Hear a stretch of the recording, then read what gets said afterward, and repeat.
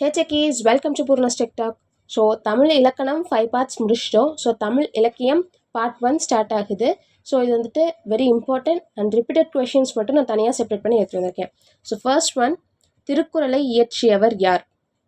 So அதோட answer Thiruvalluvar. அடுத்தது, திருக்குறளில் உள்ள அதிகாரங்கள் எத்தனை? 133. அடுத்தது, திருக்குறளில் உள்ள குறட்பாக்கள் எத்தனை? 1330 குறட்பாக்கள். அடுத்தது, ஆத்திச்சூடியை இயற்றியவர் யார்? ஔவையார். அடுத்தது, சிலப்பதிகாரத்தின் ஆசிரியர் யார்? இளங்கோவடிகள். அடுத்தது, மணிமேகலையின் ஆசிரியர் யார்? சீத்தலை சாத்தனார். அடுத்தது, தமிழ் தாத்தா என்று அழைக்கப்படுபவர் யார்? உவே சுவாமிநாத ஐயர். அடுத்தது, தேசிய கவிஞர் என்று அழைக்கப்படுபவர் யார்? பாரதியார். அடுத்தது, புரட்சி கவிஞர் என்று அழைக்கப்படுபவர் யார்? பாரதிதாசன். அடுத்தது, கம்பராமாயணத்தை இயற்றியவர் யார்? கம்பர். அடுத்தது, பெரிய புராணத்தின் ஆசிரியர் யார்? சேக்கிலார். அடுத்தது, திருவாசகத்தை இயற்றியவர் யார்? மாணிக்க வாசகர். அடுத்தது, தேவாரம் பாடியவர்கள் யார்? பாடியவர்கள் அப்படின்னு கேட்டிருக்காங்க, நாயன்மார்கள். அடுத்தது, நம்மாழ்வார் சார்ந்த சமயம் எது? வைணவம். அடுத்து, தொல்காப்பியம் எந்த வகை நூல்? இலக்கண நூல். அடுத்தது, சங்க இலக்கியத்தில் இடம்பெறும் தொகை எது? 8 தொகை. அடுத்தது, பத்துப்பாட்டில் இடம்பெறும் நூல் எது? பட்டினப்பாலை. அடுத்தது, யாதும் ஊரே யாவரும் கேளிர் பாடியவர் யார்? கணியன் பூங்குன்றனார். அடுத்தது, நாலடியார் எந்த நூல் வகையைச் சேர்ந்தது? 14 கீழ்கணக்கு.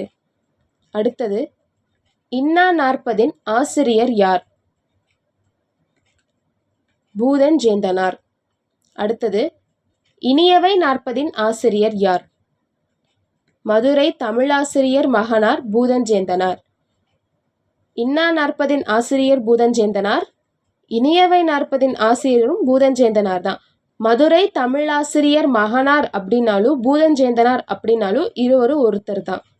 அடுத்தது, ஐம்பெருங்காப்பியங்களில் ஒன்று எது? சிலப்பதிகாரம். அடுத்தது, சிலப்பதிகாரத்தின் நாயகி யார்? கண்ணகி. அடுத்தது, கவிமணி என்ற சிறப்பு பெயர் பெற்றவர் யார்? தேசிய விநாயகம் பிள்ளை. கவிமணி தேசிய விநாயகம் பிள்ளை. அடுத்தது, தமிழ் மொழியின் முதல் காப்பியம் எது? சிலப்பதிகாரம்.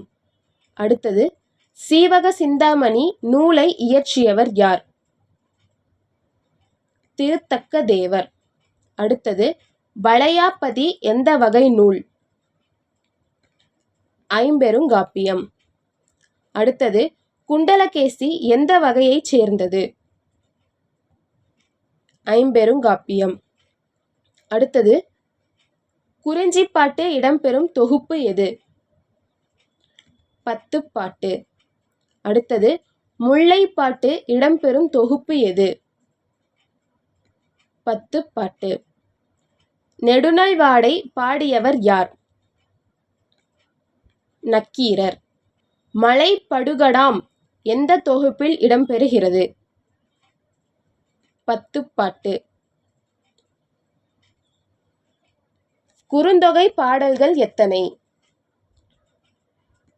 400. புறநானூறு பாடல்கள் எத்தனை? 400. கலித்தொகை எந்த தொகுப்பைச் சேர்ந்தது? 8 தொகை. பரிபாடல் எந்த தொகுப்பைச் சேர்ந்தது? 8 தொகை.